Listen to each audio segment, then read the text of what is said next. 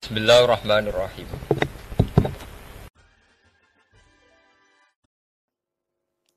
Maka saya punya makalah banyak dari Bapak, dari Mbah Mun, dari Mbah Zubair, dari sampai saya itu hafal sanad sampai Rasulullah Shallallahu Alaihi Wasallam. Karena yang bisa mengawal ilmu itu sanad. Termasuk saya di sini bawa kitab Ar-Risalah Al-Qusairiyah. Nanti saya baca beberapa panutan kita. Di sini ada Abdul Qasim Al-Junaidi, ada Abu Yazid Al-Bustami, ada banyak ulama yang ditulis Ar-Risalah Al-Qusairiyah. Dan itu yang membentuk Imam Ghazali, kitab Ar-Risalah Al-Qusairiyah. Tapi sekarang kita ini tidak belajar lagi tentang tasawuf. Tasawuf itu, Abdul Qasim Al-Junaidi jadi wali itu bukan wiridannya terlalu banyak. Enggak. Beliau pernah bikin satu kalimat yang menjadikan Allah itu ridho. Kalimatnya begini, kalau malam beliau wiridan gini, ya Allah, kenapa engkau ngasih rezeki saya? Padahal engkau tidak butuh saya. Kalimatnya sederhana. Kalau seorang majikan ngasih servis sama karyawannya, memang butuh pekerjaannya. Orang tua ke anak butuh kasih sayangnya. Tapi engkau ini zat yang tidak butuh saya, tidak butuh kita. Ngapain ngasih? Jadi punya sisi betapa Allah itu luar biasa. Wong tidak butuh kok. Ngasih itu kan luar biasa. Jadi karena mensifati seperti itu Allah itu ridho. Itu luar biasa. Normalnya orang memberi itu kan, apalagi orang memberi kiai itu kacau sekali. 1.000 jaluk swarga. Salam template 1 juta wae jaluk apa? Swarga itu parah lagi. Nanti kalau enggak masuk surga tunda-tunda. Itu ngeri lagi itu. 1 juta minta apa? Surga. Sayyidina Ali itu diantara sebabnya beliau dekat Allah itu karena muamalahnya sama Allah itu benar.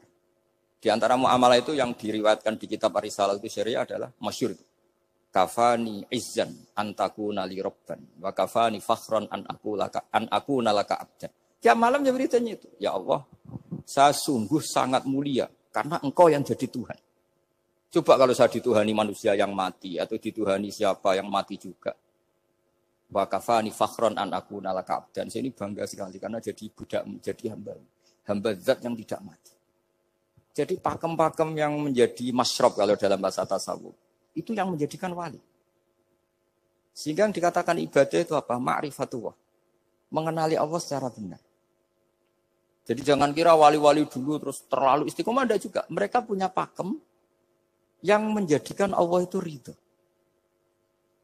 Saya beri contoh nih di sini banyak makalah, nanti saya beberapa baca tabarruk. Banyak riwayat dari orang-orang sufi. Nabi Ibrahim itu pernah ketemu orang Majusi. Beliau terkenal sakhok, terkenal sakhian. Ketika ketemu orang Majusi, ya Ibrahim saya ini sehari saja ngasih makan saya. Kamu kan tukang ngasih makan orang. Terus, ya tapi bisyarti antus lima, kamu harus Islam. Sebagainya Nabi Ibrahim adalah, kalau saya menolong dia berarti nolong orang kafir. Setelah orang itu lewat, berlalu karena Nabi Ibrahim enggak mau hormat. Allah memberi wahyu ke Nabi Ibrahim. Kenapa ya Ibrahim enggak kamu terima 1 hari, kamu kasih makan 1 hari? Ya karena dia majusi. Kata Allah, dia umurnya berapa? 60 tahun. Tanyakan, pernah kelaparan kan hanya hari ini? Iya ya Allah. 60 tahun dia kafir tak kasih makan. Minta kamu sehari aja kok enggak boleh. Akhirnya Nabi Ibrahim dipanggil orang majusi, dikejar dipanggil. Ayo tak kasih makan 1 hari. Kok kamu sekarang jadi baik? Habis ditegur Tuhan. Terus kata, ahakada yu'amiluni. Apa seperti itu? Tuhanmu mengu'alamalai saya. Ya na'am. Akhirnya Islam orang majusi. Jadi itu lagi-lagi ilmu. Jadi yang dikatakan ilmu itu satu teori atau kalimat. Atau apa saja. Yang menjadikan kita ini pakem. Meskipun pakem itu kadang sulit diterima orang-orang khusyuk. Orang khusyuk itu ya nyun sewu ada sisi nakalnya. Makanya Mbah Mun sering kayak jargon masyhur. Zada khusyuan, zada jalan, tambah khusyuk, tambah bodoh. Bukan bodoh dengan makna salah itu enggak. Memang kadang terus anti ilmu. Misalnya gini, ini contoh yang karena saya ini mengkhidmati ilmu, saya beri contoh yang urusan ilmu. Ada orang sujud diinjek orang fasik. Kepalanya diinjek orang fasik. Terus si orang yang sujud tadi ini ada di Sahih Muslim, juga ada di Ihya. Wallahi la yaghfirullahu laka. Pakai sumpah, wallahi la yaghfirullahu laka. Allah langsung mewahyukan ke Nabi fi hadzal zaman, fi tilkaz zaman atau fi dzalikaz zaman. Man dzalladzi yata'alla alayya alla aghfira li fulan qad ghafartu lahu wa ahbattu amalak. Katakan ke orang itu, siapa yang mencatut nama saya? Yang hanya berstatus tidak memaafkan. Itu enggak fair. Saya ini Tuhan kok bisa yaghfir, bisa yu'adzib. Kok sifat saya tinggal satu yu'adzib itu gimana? Dicatut separuh itu Allah tidak terima. Tapi kalau kita baca Quran, saya ini sama orang fasik ya benci. Saya ini orang soleh, setidaknya pura-pura soleh lah. Karena di depan para kiai. Tapi mau tidak mau. Ketika Allah mensifati dirinya tentang orang munafik gimana? Wa yu'adzibal munafiqina insya'a au yatub. Ini cocok tidak cocok. Potensi memberi tobat itu ada. Meskipun sama kalau orang munafik, tapi ya tetap bacanya wa yu'adzibal munafiqina ya insya'a au yatub.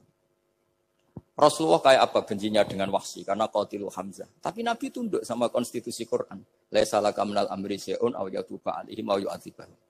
Akhirnya Allah malah memberi tobat sama qatilu Hamzah yaitu Wahsy. Ini pentingnya baca lagi. Kalau kita tidak baca, hanya khusyuk saja. Tidak baca. Pasti sama orang yang menginjak orang sujud tadi. Yang nginjak pasti salah, nggak dimaafkan. Bongso pasti. Pertanyaannya adalah, betulkah Allah punya sifat satu? Yaitu yu'adzib. Makanya kalau kita baca, misalnya baca Quran, walillahi mulkus samawati wal ard, ya sudah, yaghfiru liman yasha wa yu'adzibu man yasha. Kalau nuruti rasa kita, ya inginnya ke kita, yaghfir, ke orang lain yu'adzib. Tapi Tuhan kan nggak terima. Saya ini Tuhan kok didikte makhluk saya ini gimana? Nggak bisa. Sehingga ya ini lagi-lagi ilmu. Makanya saya cocok nggak cocok itu suka baca. Saya suka sekali baca. Mulai ulama dulu, ulama modern, setengah dulu. Mulai ulama yang kedunian sampai setengah kedunian. Suka. Saya dulu tuh nggak suka uang. Karena saya memang tadi mbah saya dari bapak itu wali mas. Kalau tadi Mas Nadif jujur, mulai Mbah Soleh itu suka bully mertuanya, jadi saya alhamdulillah dia jujur. Jadi, Mbah Soleh itu menantunya Raden Asnawi, itu ya bully-bulian sama ini terus ditiru beliau ini. Itu nggak suka sebenarnya. Saya itu ya pokoknya tadi kalau orang daftar wali itu kan nggak suka sama. Karena mereka nangis ketika Allah ngendikan wa aqridu atau ayat-ayat anfiku atau orang baik disifati wa aqridu wa qardan hasanah. Itu hadal khitab li ahlil jiddi wasarwah. Ini khitab untuk orang kaya. Kalau isin Gusti jenengan nampen ngongkon infak kok kalau diinfaki. Jenengan nampen ngongkon ngamal kok kalau di ngamali. Jadi maka yuhibbunal mal, mereka tidak suka harta. Walakin liyana luladzatal khitab bil infak, dan itu harus kaya dulu untuk bisa infak. Jadi itu uniknya. Akhirnya saya Imam Sa'roni penting juga kaya. Jadi wali untuk suka harta itu nunggu diperintahkan Allah. Alhamdulillah kita enggak, sudah wali dulu karena sudah senang harta balik. Jadi kayaknya keren kita dibanding wali-wali itu. Artinya wali itu tahu pentingnya harta setelah jadi wali. Kita alhamdulillah mulai kecil sudah tahu pentingnya harta. Kayaknya kita lebih wali. Imam Syafi'i itu dulu enggak suka sama orang kaya. Saya berkali-kali ceritain. Karena dia dididik Sufyan As-Tsauri, Sufyan bin Uyainah. Tapi ketika ketemu Imam Malik itu kaya raya. Meskipun dia hidupnya sederhana, tapi kaya raya.